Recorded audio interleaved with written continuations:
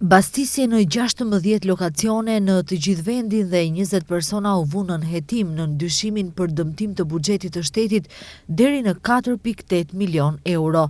Kjo erdhi pas aksionit të dieshëm të policisë, prokurorisë për ndjekjen e krimit të organizuar dhe korrupsionit dhe drejtorisë së inteligjencës financiare, të cilat vepruan pas njoftimit të Agjencisë për Siguri Kombëtare. Siç informojnë nga prokuroria, gjatë bastisjeve janë gjetur dhe sekuestruar përkohësisht dokumentacion fiktiv, mjete monetare, armë dhe vula të falsifikuara të personave juridik, ndërsa personat e dyshuar janë siguruar. I dyshuari kryesor, shtetas i Serbisë dhe pronar e menaxher i 2 personave juridik, së bashku me 2 në punës nga Drejtoria e të Ardhurave Publike, Shkup, gjatë vitit 2023, kanë formuar një grup me qëllim kryerjen e veprave penale të evazionit tatimor, mashtrimit tatimor, pastrimit të parave dhe keq përdorimit të pozitës zyrtare. Në periudhën 2023-2025, në grup janë përfshirë dhe pronar, menaxher dhe të punësuar të tjerë në persona juridik në Shkup dhe Gjevgjeli, thot prokuroria për ndjekjen e krimit organizuar dhe korrupsionit.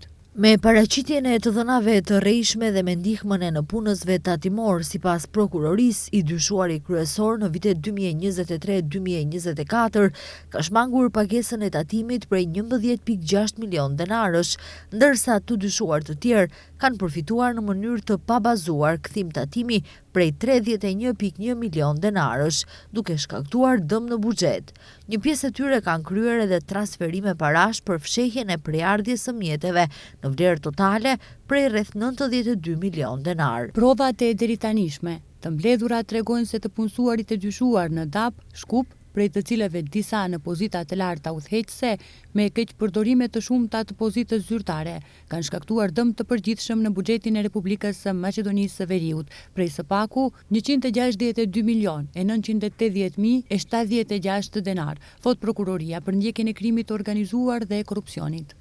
Prokurori publik, duke vlerësuar rrethanat, konstatoi se janë plotësuar kushtet për caktimin e masës së paraburgimit për 10 të dyshuar dhe i ka propozuar gjykatës penale Shkup që për 8 persona të caktojë masën e paraburgimit, ndërsa për 2 persona e njëjta masë tashmë është të caktuar në lëndën e lidhur me Agjencinë për Mbështetje Financiare në Bujqësi dhe Zhvillim Rural. Për 10 personat e tjerë, prokurori ka propozuar masa për sigurimin e pranisë, ndër të cilat edhe ndalimin e kryerjes së aktiviteteve të punës të lidhura me veprën penale, si dhe ndalimin e ushtrimit të detyrave si persona zyrtar në DAP.